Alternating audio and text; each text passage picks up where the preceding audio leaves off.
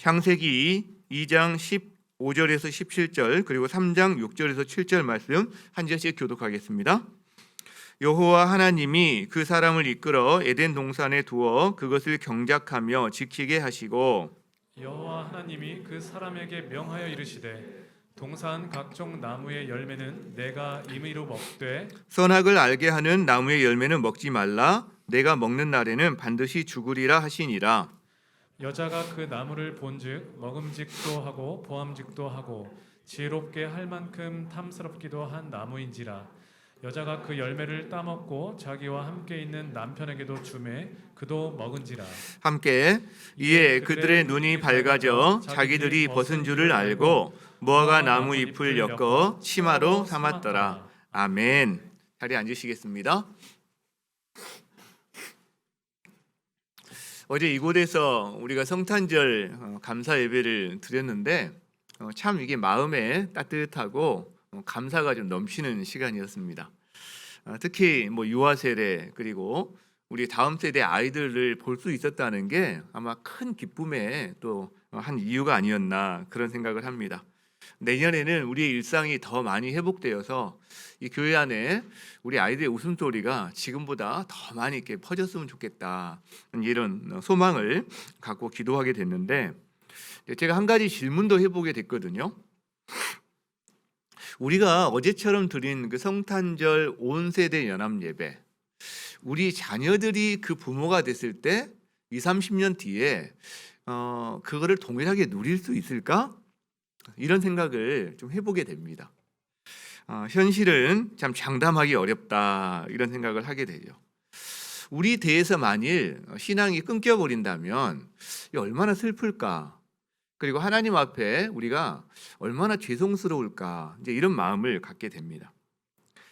이 코로나 시기여서 사실 다음 세대 신앙 전수가 더 좀 환경이 어려워진 부분이 있습니다. 우리 아이들 또 비대면이고 예배 나오기도 힘들고, 근데 우리 아이들이 비대면이다 보니까 친구들이 더 그리운 것 같아요. 공동체가 더 그립다. 그래서 우리에게 있는 이 위기는 한편으로 기회다라고 생각합니다.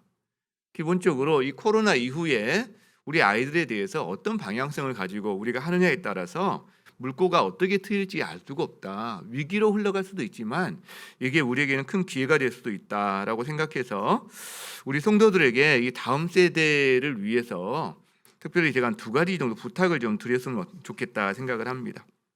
하나는요, 우리가 한 가지 이 자녀의 신앙 전수와 신앙 교육의 1차 책임이 바로 나에게, 부모에게 있다는 것을 우리가 분명히 좀 인식했으면 좋겠다 이런 생각을 해요. 사실 그동안 우리는 1차 책임의 교사라든가 주일학교에 있는 것처럼 위임해버린 경우가 많았습니다. 마치 우리 자녀들의 교육을 학교에 위임하듯이 마치 자녀들의 신앙은 교회에 그리고 주일학교에 위임한 것 같은 그런 생각을 많이 했는데, 그러나 자녀에 대한 책임 그리고 축복권은 하나님이 누구에게도 아니라 바로 부모에게 주셨거든요. 그러니까 부모가 1차 책임자다라는 거죠. 그래서 마인드를 좀 전환했으면 좋겠다는 거예요. 부모인 내가 1차 교사구나. 1차 교사구나. 그리고 주일학교 선생님들이랑 다른 분들이 2차, 3차 교사구나. 그래서요, 1차 교사는 최우선 순위를 자녀의 신앙 전수에 좀 두었으면 좋겠습니다. 더 좋은 학교, 더 좋은 직장, 소중한 게 참 많지만 우리 자녀의 영혼을 잃어버린다면 그게 무슨 소용이 있을까? 그 자녀의 신앙 전수에 최우선 순위를 우리가 두고 살았으면 좋겠다 이런 생각을 하고요. 그리고 주일학교와 좀 긴밀하게 협력했으면 좋겠습니다. 주일학교하고 자기 자녀에 대해서 나누고 학부모들도 함께 모여서 기도회도 하고 사역에 같이 동참도 하고, 왜냐하면 예수님께서 나를 위해 울지 말고 너희 자녀를 위해서 울어라 라고 말씀하신단 말이죠. 우리가 그렇게 참여했으면 좋겠다는 생각이 듭니다. 그 두 번째는 우리가 교사로 좀 많이 섬겼으면 좋겠다라는 생각을 해요. 우리가 다음 세대 비전이 우리 교회 비전임에도 불구하고 교사는 부족한 게 좀 아이러니한 상황이 있습니다. 그렇죠? 우리가 모든 교회 봉사와 헌신은 다 소중한 것들이지만 특별히 이제 지금 이 시점에서는 사실 교회 봉사 헌신할 게 봉사 자리가 많지도 않거든요. 이게 코로나 상황이기도 하고 이게 다음 세대 교사에 좀 우리가 집중하고 초점을 두면 어떨까 이런 생각을 해봅니다. 많은 교사가 필요합니다. 뭐 매주 가야 되는 교사도 필요하지만 또 기도해주는 교사, 차량으로 픽업해주는 교사, 바베큐 이렇게 구워주는 교사 이런 교사가 필요하거든요. 학부모들도 좀 모여가지고 아이들 바베큐 파티도 나중에 우리 옥상이나 이런 데 할 수 있으면 좋겠다 생각을 하는데 그리고 캠핑 교사 4명까지는 애들 데리고 캠핑도 갈 수 있거든요. 아이들 친구가 만들어진다면 아이들 영혼이 살아납니다. 다니엘이 혼자서는 힘들었을 거예요. 다니엘과 새 친구가 있었기 때문에 사실은 가능했을 수가 있다는 거죠. 특별히 그래서 어제 우리가 예배 후에 말씀드렸는데 올해부터는 우리 제자훈련생이나 사역훈련생이 이제 1인 1섬김을 하는데 그분들은 다른 어떤 사역보다도 가급적이면 뭐 개인적인 상황을 다 고려는 해야 됩니다. 그러나 가급적이면 교사에 초점을 두고 최우선으로 해주시면 어떨까 이런 생각을 해본다는 겁니다. 어제 그렇게 해주시겠습니까? 그렇게 해주시길 기도해 주세요. 부탁드립니다. 별로 대답이 없으셔서 제가 힘이 안 나는 것 같아요. 어제 성탄절 예배를 드리면서 빛으로 오신 예수님에 대해서 이제 묵상했잖아요. 제가 저의 젊은 시절 생각이 참 많이 났습니다. 어둠 가운데 참 그 혼돈 가운데 이리 헤매고 저리 방황하고 좌충우돌하던 저의 모습들, 막 슬프고 아프고 하던 시절들 생각이 많이 났는데 그런 저에게 예수님이 빛으로 찾아오셨죠. 그 삶에 이렇게 방향이 보이고 의미를 찾게 되고 기쁨을 회복하고 또 예수님을 사랑하는 사람이 되고 이제 그런 은혜를 누렸는데 이게 저만의 이야기는 아니란 말이에요. 많은 분들이 그래서 오늘 이렇게 예배를 드리고 있는데 그런데 예수님을 만나고 그 기쁨을 누리는데 어느 순간 저희가 그 기쁨이 부담으로 바뀌고 피곤함으로 바뀌는 시절이 있더라는 거죠. 이제부터 뭔가 해야 되는 목록이 막 생겨요. 이것도 해야 되고 저것도 해야 되고 어떤 경우에는 이건 하면 안 되고 저것도 하면 안 되고 그런 것들이 이제 우리 삶에 쌓이기 시작하면서 기쁨은 점점 작아지고 거기에 부담은 점점 커지는 이런 신앙생활의 패턴이 우리 가운데 좀 있다라는 것을 발견합니다. 이제 그렇게 하신 사람들은 이제 고민하는 거죠. 왜 그러지? 어떻게 해야 되는 거지? 그래서 나름 처방을 내려보는데 쉽지 않아요. 그래서 좀 더 그 길을 먼저 걸어갔던 사람에게 이제 상담을 하거나 문의를 합니다. 제가 이런데 어떻게 해야 하나요? 이제 그러면 거기에 대해서 상담해 주시거나 가르쳐 주시는 분들의 처방도 나름 처방이 있는데 비슷한데 주로 이런 거예요. 더 해봐. 훈련을 좀 더 해봐. 봉사나 섬김을 좀 더 해봐. 이제 이런 주로 처방이 주를 이루죠. 일시적인 효과는 있지만 그렇게 오래 가지는 못하는 것 같은 그런 것을 우리가 자꾸 경험합니다. 왜 그럴까요? 왜 그럴까? 그거는요, 복음과 종교를 혼동하고 있기 때문에 그래요. 내려준 처방이 복음적인 처방이 아니라 종교적인 처방에 그치는 경우가 많기 때문이다라고 말할 수 있다는 거예요. 아니, 복음적, 종교적? 이게 무슨 말이지? 그래서 오늘은 이 복음과 종교가 무엇인지 그리고 왜 복음이 아닌 종교로는 뭔가 잘 해결이 안 되는 것인지를 좀 더 우리가 좀 살펴봤으면 좋겠다 싶습니다. 그래서 이것으로 말미암아 우리 안에 복음의 재발견이 일어나면 우리 안에 복음의 다이너마이트가 터질 거다라는 생각을 해본다는 거예요. 자, 이것을 위해서 우리 존재의 근원적인 사건, 선악과 사건을 한번 우리가 올라가 봤으면 좋겠다 싶습니다.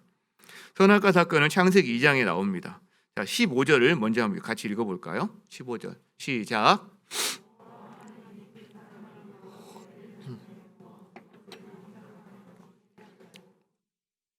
하나님께서 사람을 창조하시고 에덴 동산을 창설하신 다음에 사람을 에덴 동산에 데려오세요.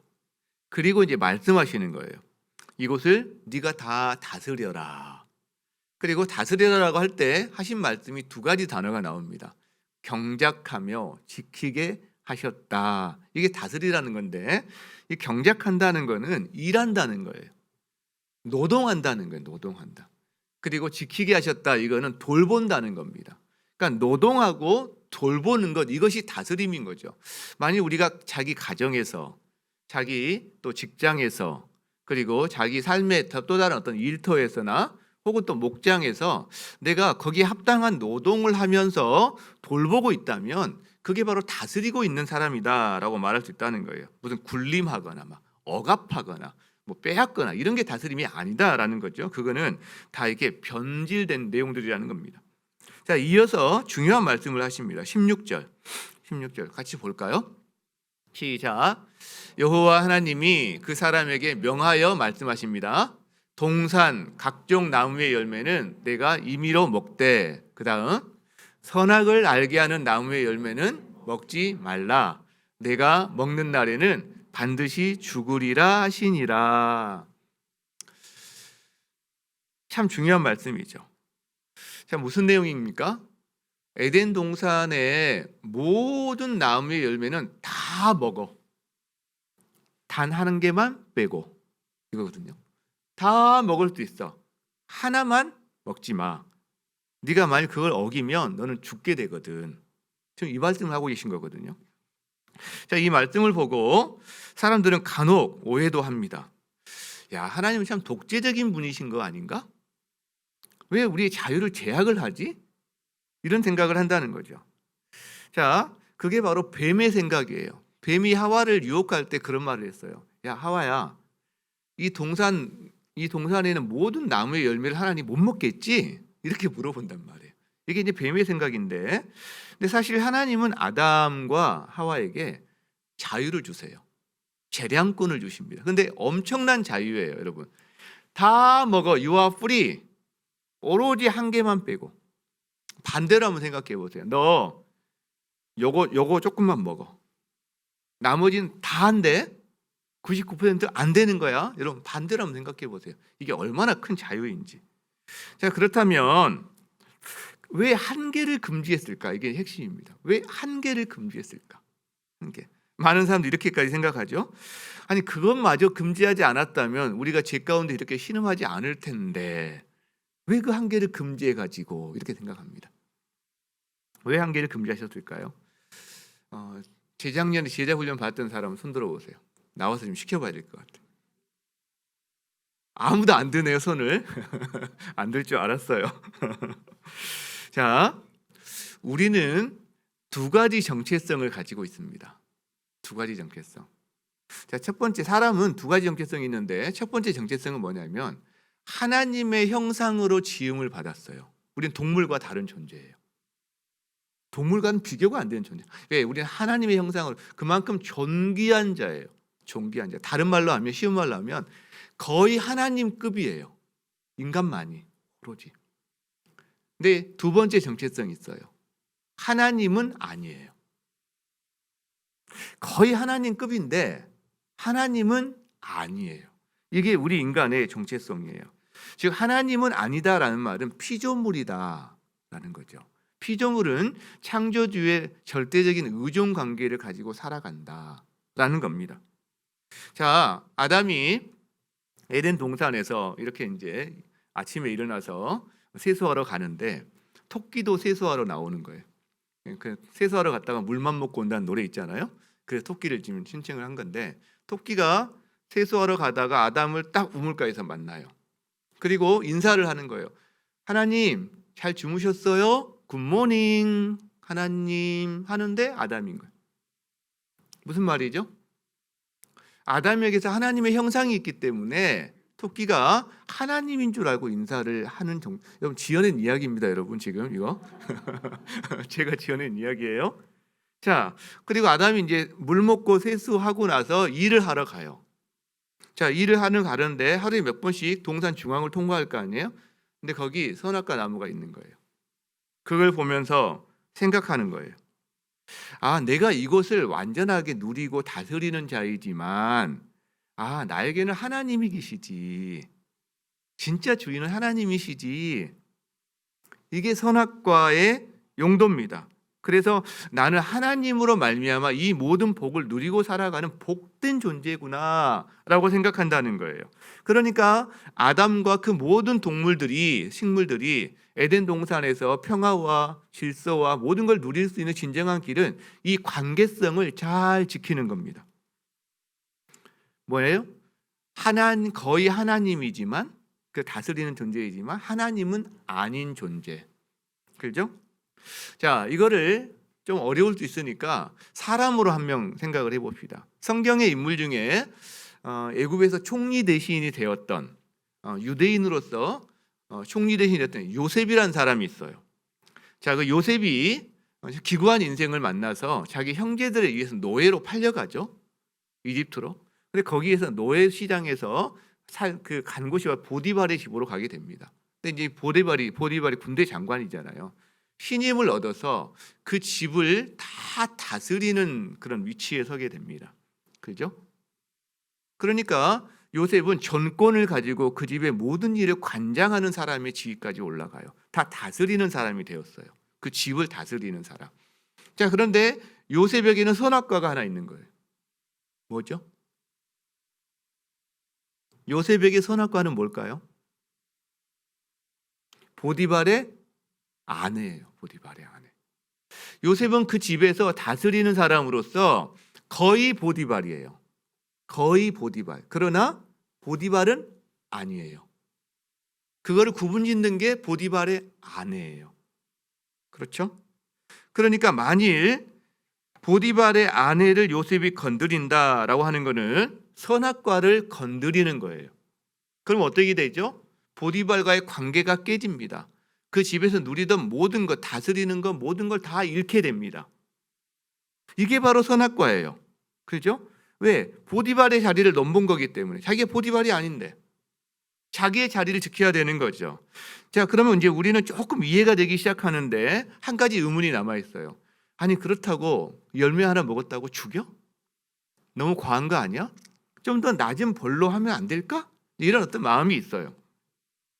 자, 피조물은 창조주에 대해서 절대적인 의존 관계라고 그랬어요, 제가. 이 말은 독립하면 죽는 거예요. 독립하면. 창조주가 피조물을 죽이는 게 아니라 그냥 피조물이 저절로 죽임을 당하게 돼 있다는 거죠. 한번 생각해 봅시다. 우리 옆에 여기 빛정원에 나무들이 있어요. 이 나무가 나에게 이 빛도 입혀주고 너무 좋다 하다가 어느 순간 너무 이제 불평이 생겨. 나는 평생 여기만 살아야 되나? 나도 좀 돌아다녀 보고 싶다. 그러면서 이제 얘가 그래, 내가 이 뿌리로 내가 이렇게 디디면서 걸어다녀봐야지 하고서 뿌리를 뽑아가지고 대지에서 분리가 됐다고 해봅시다. 그럼 어떻게 되는 거예요? 나무가 뿌리가 뽑혀서 대지로부터 뽑혔다, 분리됐다. 그러면 죽는 거예요. 누가 죽이는 겁니까? 그냥 죽는 거예요.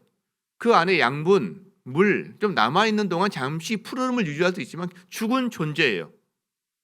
여러분, 우리가 한번 바다의 고래를 한번 생각해 봅시다. 고래는 바다에 살아야 한단 말이에요. 그래서 고래에게 내가 너에게 이 태평양을 줄 테니까 마음껏 돌아다녀 봐. 근데 단 한 가지, 안 돼. 물 밖으로 나오면 안 돼.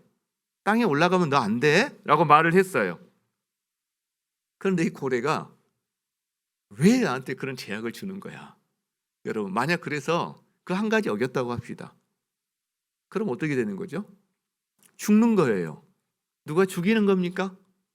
죽는 거예요. 왜? 고래는 물에 절대적인 의존 관계를 갖고 있는 존재란 말이에요. 피조물은 창조주에게 의존해서 살아갑니다. 사람도 마찬가지예요. 여러분, 우리가 이 지구상에서 이렇게 살아갈 수 있는 것은 아마 수만 가지, 어떤 과학자들은 20몇만 가지라고 하는데 저는 잘 모르겠지만 그 수많은 조건이 다 맞아야만 이렇게 생존이 가능하대요. 그 중에 하나만 틀려도 산소 비율, 산소 질소 비율만 바뀌어도요, 우리는 전멸이 돼요. 실제로. 그리고 작은 그 균, 코로나 하나 때문에 얼마나 우리가 이 고통을 당합니까? 그죠? 여러분, 그럼 결국 선악과를 건드린다는 건 뭐예요? 이 절대적인 의존 관계를 끊어버리겠다라는 거예요. 나무가 난 대지에, 이 땅에 의존해서 살고 싶지 않아. 난 대지와 관계를 끊을 거야. 그래서 내 힘으로 살아갈 거야. 내 맘대로. 고래가 나는 물에 의존해서 살고 싶지 않아. 나는 물과 관계를 끊어버릴 거야. 내가 내 힘으로 물 없이 살고 싶어.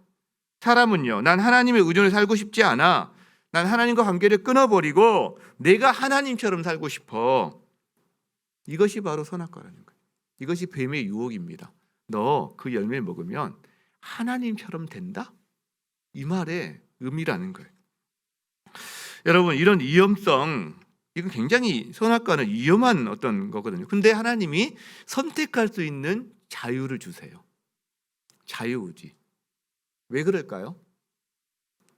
진짜 사랑하고 싶은 거예요. 진짜 인격적으로. 만약에 내가 어떤 사람을 사랑해, 내가 아니, 어쨌든 뭐 기사도 많잖아요. 납치해서 자기 지하실에 가두고 그 다음에 너 나 사랑해?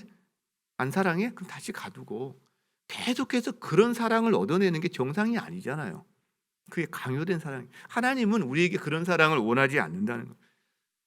본인이 스스로 선택할 수 있는 사랑과 기쁨에서 나오는 사랑의 관계를 하나님이 원하시기 때문에 선악과마저 선택할 수 있는 자유의지를 주셨다라는 거죠. 여기에 대해서 아담과 하와는 어떻게 합니까? 따먹어요. 따먹어요. 왜?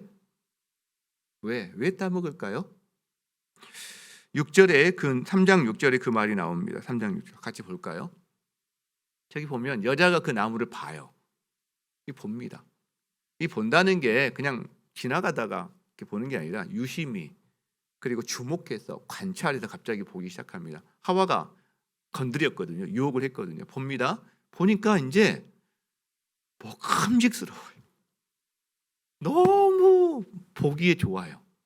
그리고 저걸 먹으면 자기가 지혜롭게 하나님처럼 지혜롭게 될 것 같아요. 막 탐스러워요. 제가 이 표현을 쓰고 있거든요. 지금 여러 번 반복해서. 이게 무슨 말일까요? 무지 갈망하기 시작하는 거예요. 나중에는 나 저거 정말 먹고 싶어. 나 저게 내 인생에 정말 소중한 거야. 중요한 거야. 나중에는요. 나 저거 안 먹으면 죽을 것 같아. 저거 있어야만 되겠어. 하나님보다 저게 더 소중해. 저걸 먹어야만 되겠어. 이렇게까지 여러분 가는 겁니다. 여러분, 사람들은요, 자기의 삶의 행복과 만족을 위해서 삶의 행복과 만족을 가장 중요하게 여기는데 그때 가장 중요하게 그 채워줄 수 있을 것을 갈망해요. 그리고 갈망하는 게 예배가 됩니다. 실제로 하와에게는 이게 선악과였어요. 너무너무 갈망하니까 그걸 얻기 위해서는 기꺼이 하나님께 불순종하고 하나님과의 관계도 깨버릴 정도까지 가게 된 거예요. 사람들은 이런 갈망이 자기 안에 있어요. 여러분의 갈망은 무엇입니까? 나 그거 없으면 내 인생 가치가 없는 것 같아. 나 그거 없으면 내 인생 아무것도 아닌 것 같아.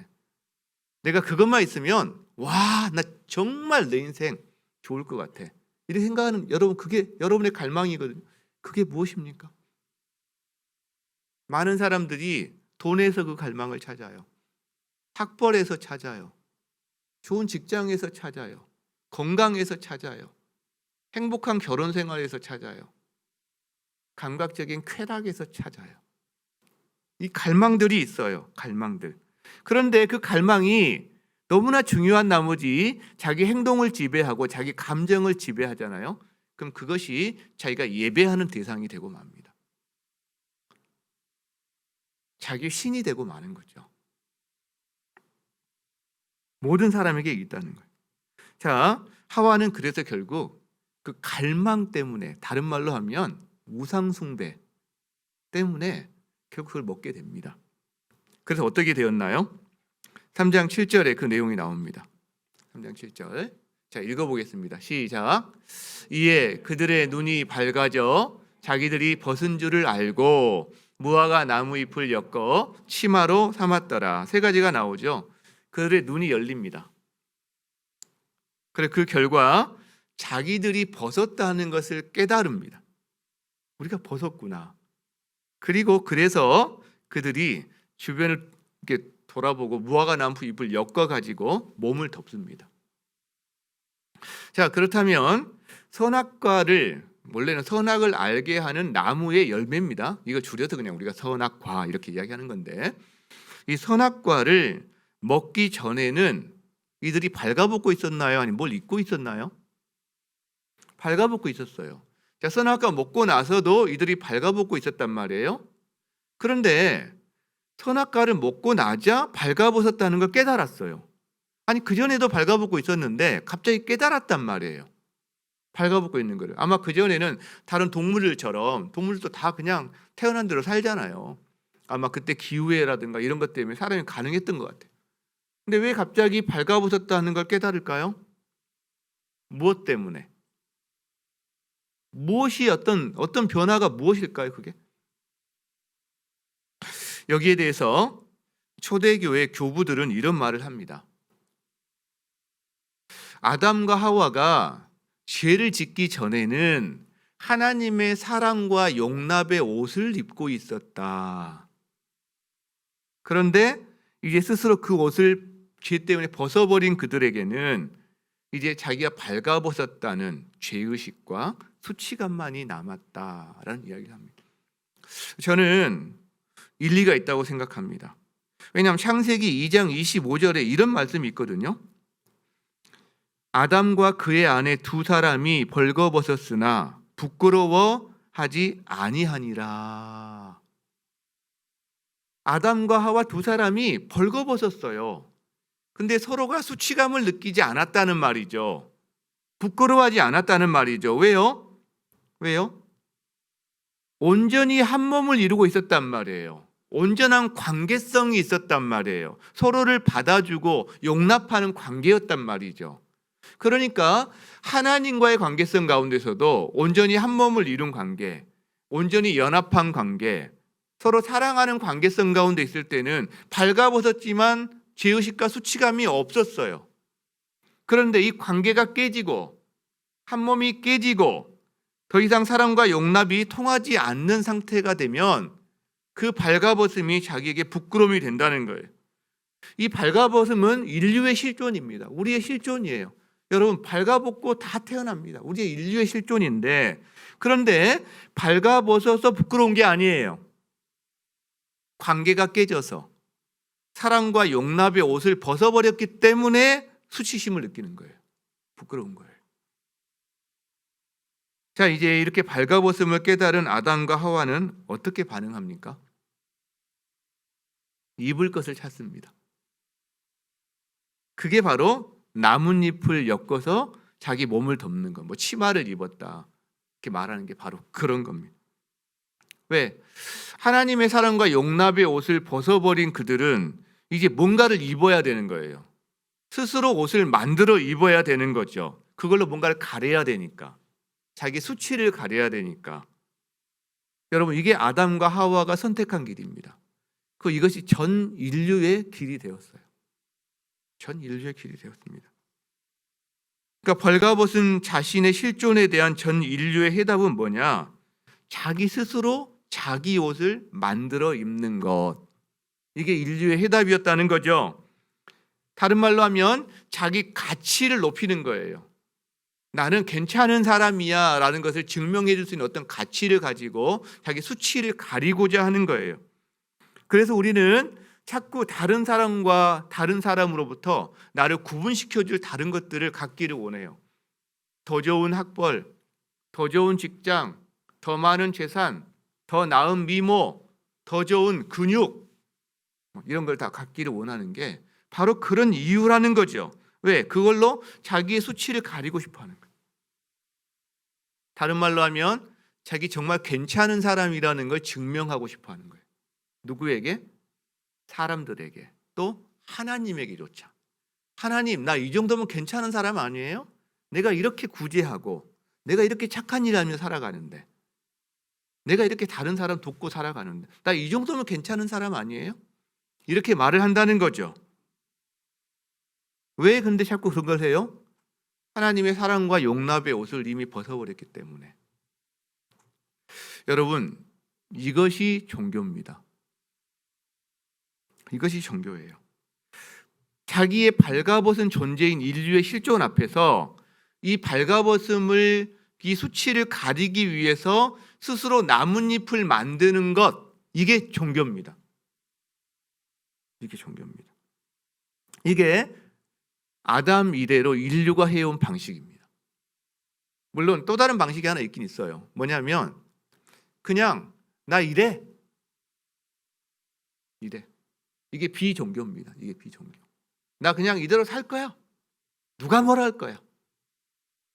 근데 우리가 지금 다루고자 하는 거는 그 부분은 아니기 때문에 나뭇잎을 만들어 입는 것.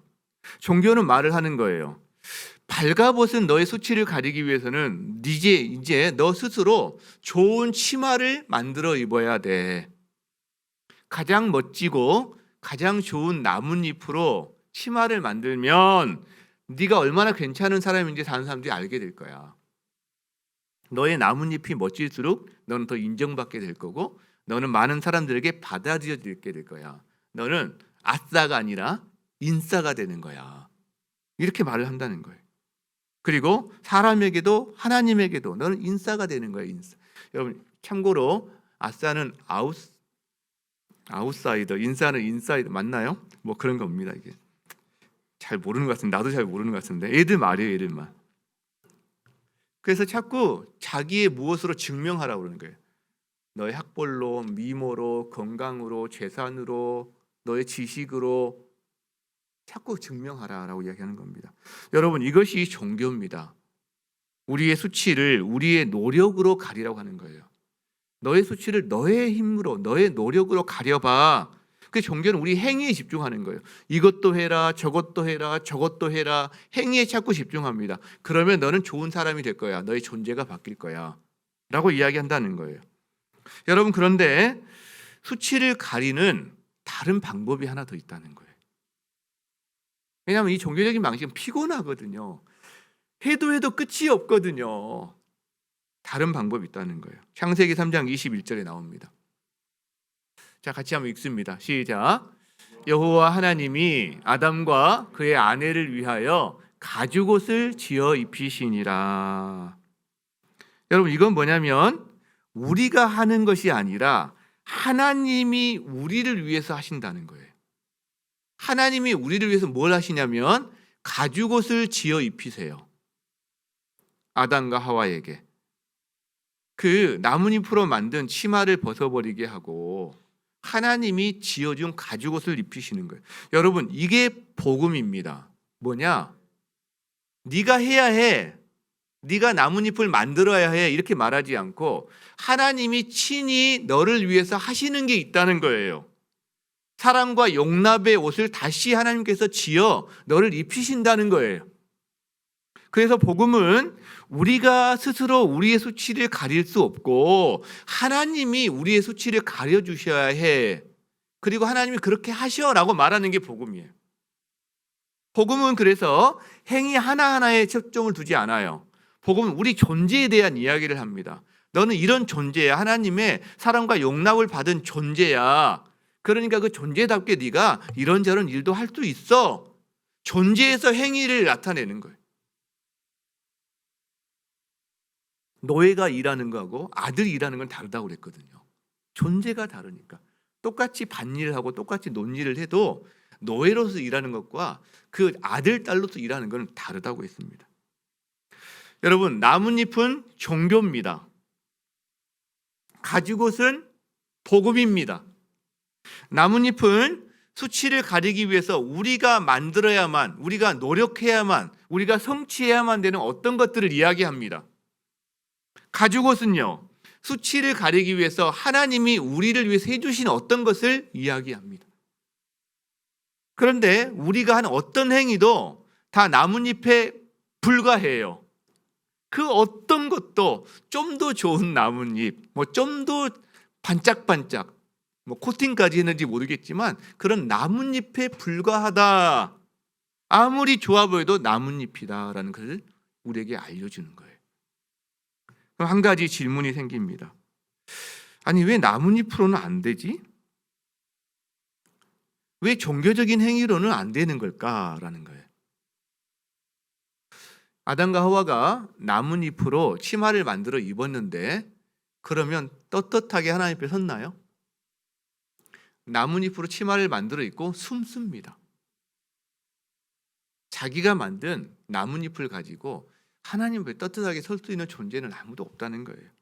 자, 그렇다면 왜 종교적인 변화, 나뭇잎으로는 안 되는가? 이걸 제가 좀 더 말을 해볼게요.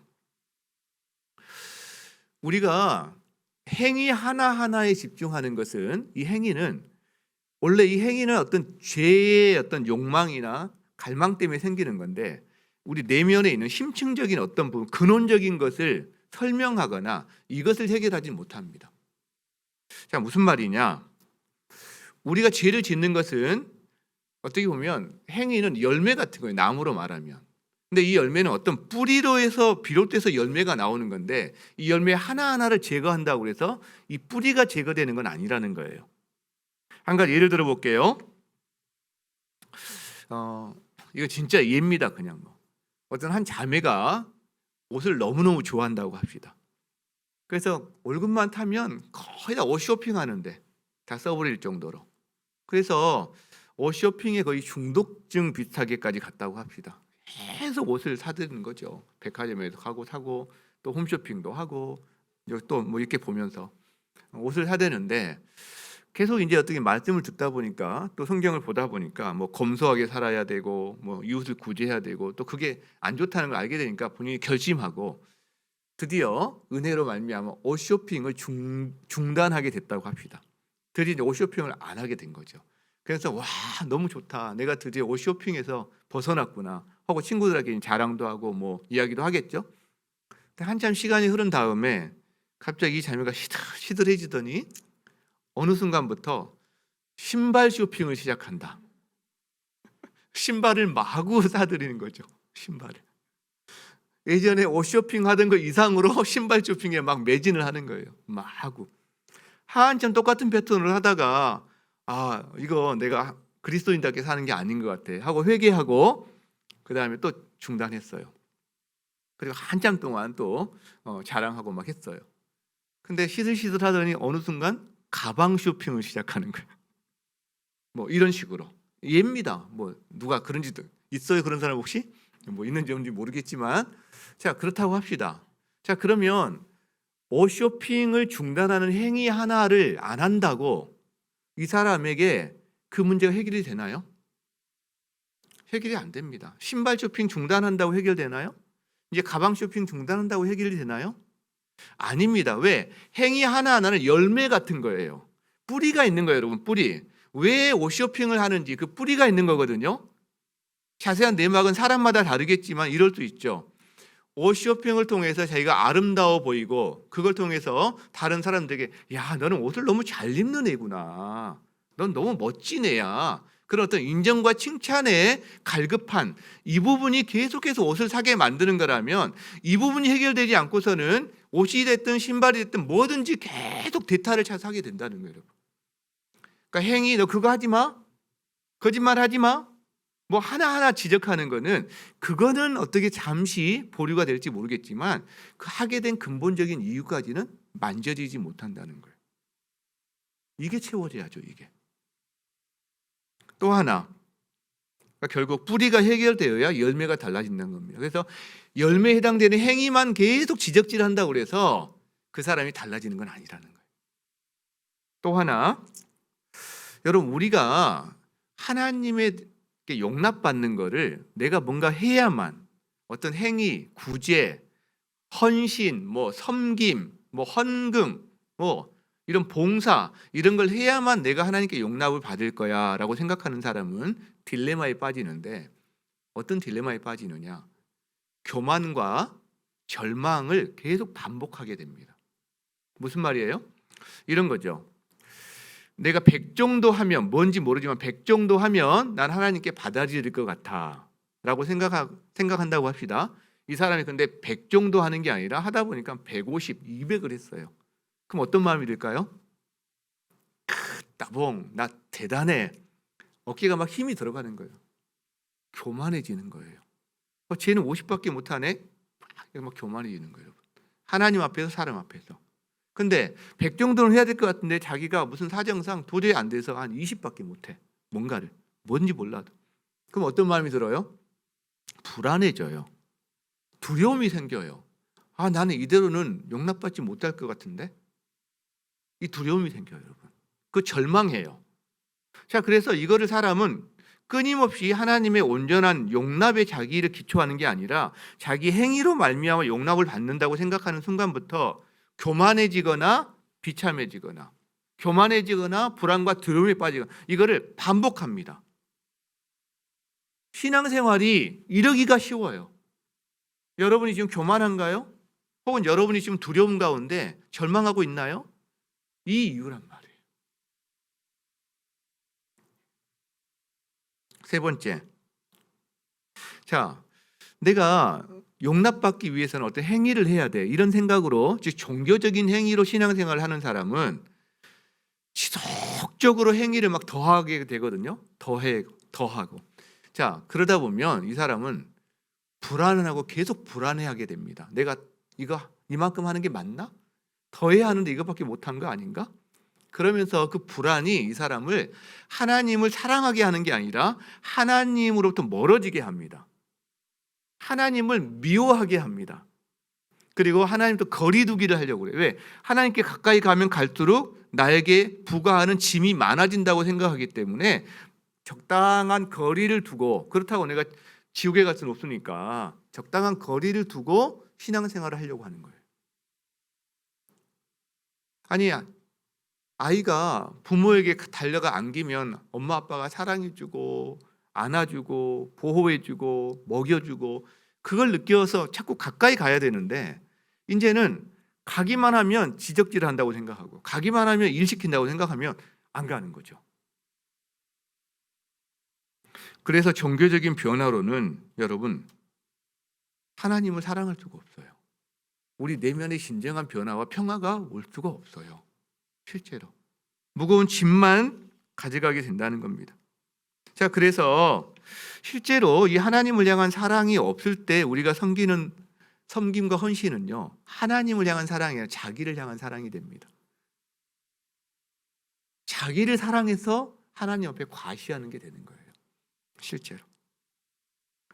여러분, 우리는 그래서 행위, 종교적인 행위 하나하나를 가지고 하나님께 나아가는 게 아니라 이 복음의 진리 가운데 우리가 흠뻑 젖어야 됩니다. 저는 우리 성도들 내면에 이게 교묘히 섞여 있을 수가 있거든요. 이 부분이 혼동이 많이 돼 있을 수가 있거든요.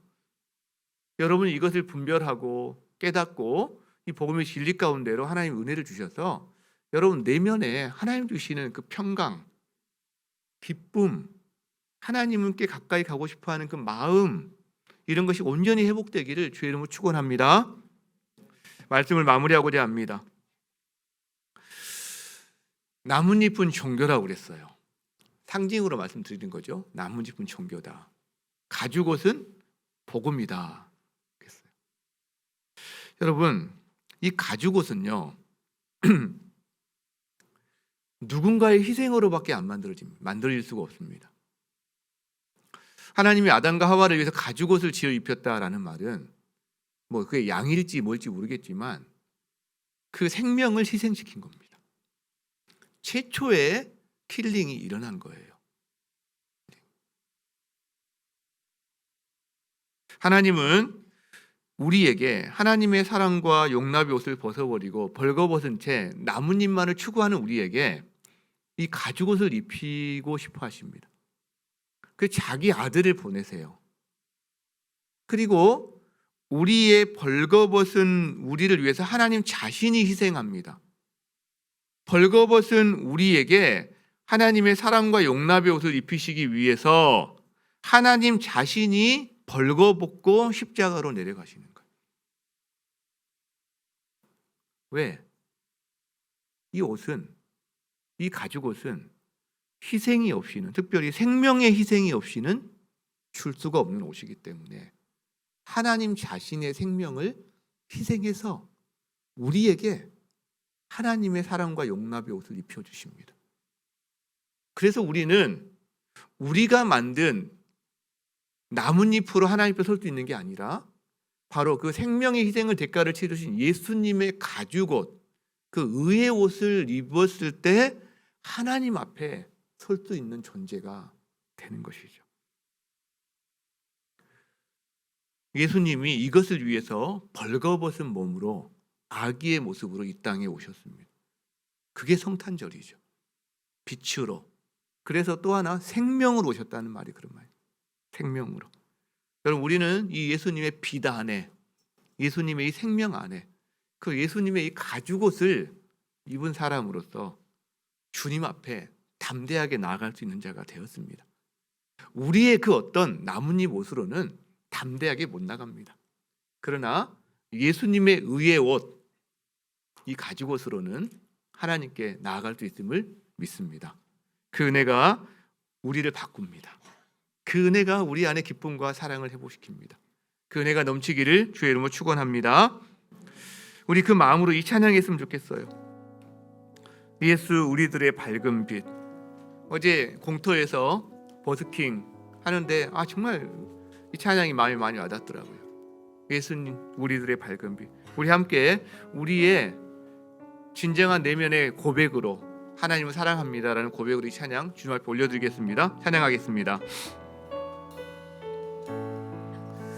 예수 우리들의 밝은 빛, 우리들의 밝은 빛, 은혜와 긍휼을 베푸시는 주, 은혜와 긍휼을 베푸시는 주, 의의 길을 따라가는 그의 길을 따라가는 주의 자녀는 항상 밝은 빛을 비추시네. 밝은 빛을 비추시네. 그는 구원의 주 하나님, 그는 구원의 주 하나님, 공의로 세상을 다스리시네. 공의로 세상을 다스리시네.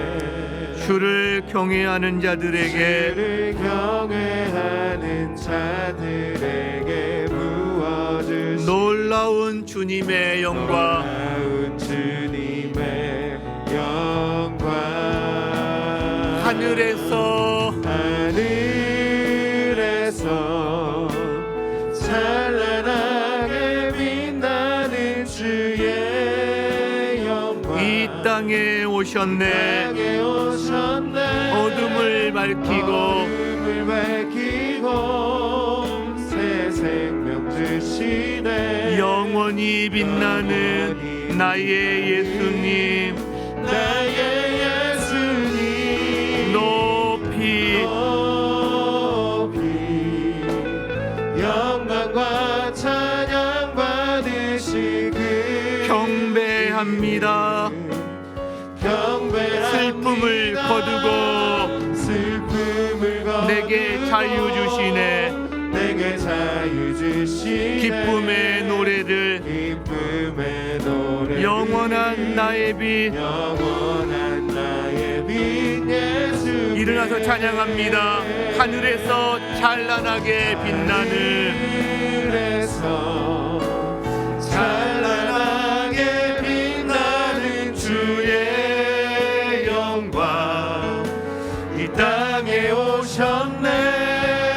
어둠을 밝히고 새 생명 주시네. 영원히 빛나는 나의 예수님, 높이 영광과 찬양 받으신 그 이름 경배합니다. 슬픔을 거두십니다. 우리에게 자유를 주십니다. 기쁨의 노래를 부르게 하십니다. 주님이 영원한 나의 빛이 되십니다. 아멘, 아멘, 아멘. 우리는 오해를 참 많이 합니다. 하나님을 위해서 뭔가 해야 한다고, 그래야 주님 앞에 나아갈 수 있고 주님의 사랑과 용납을 받을 수가 있다고. 그래서 자꾸 이것저것 합니다. 그러나 힘들어요. 피곤해요. 지칩니다. 교만해졌다가 또 하나님, 또 한편으로는 절망스러웠다가 두려움에 뜹니다. 그러나 오늘 말씀하시면 그거는 나뭇잎이야. 하나님이 우리에게 원하시는 것은 너의 나뭇잎이 아니야. 주님이 친히 자신을 희생하셔서 주신 가죽옷이 있어. 그 가죽옷으로 네가 하나님의 용납과 사랑을 받은 존재인 것을 네가 분명히 알았으면 좋겠다.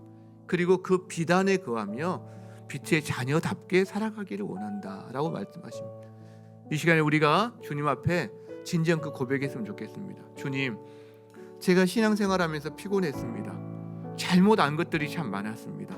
주님을 바로 알기를 원하고 복음의 진리 가운데 이 비단에 거하기를 소망합니다. 하나님을 사랑하는 데서 자라가기를 소망하고 기쁨으로 순종하는 신앙생활이 무엇인지를 알아가기를 원합니다. 하나님, 복음은 우리에게 부담과 피곤함이 아니라 자유요 풍성함인데 하나님, 그것이 내 삶에서 일어나게 도와주시옵소서. 깨닫게 하여 주시옵소서. 복음의 다이너마이트가 나의 삶을 바꾸고 이 가정과 하나님, 내가 살아가는 삶의 터전 가운데 하나님의 이 사랑이 충만히 흘러가는 통로가 되게 하여 주시옵소서. 함께 기도하겠습니다.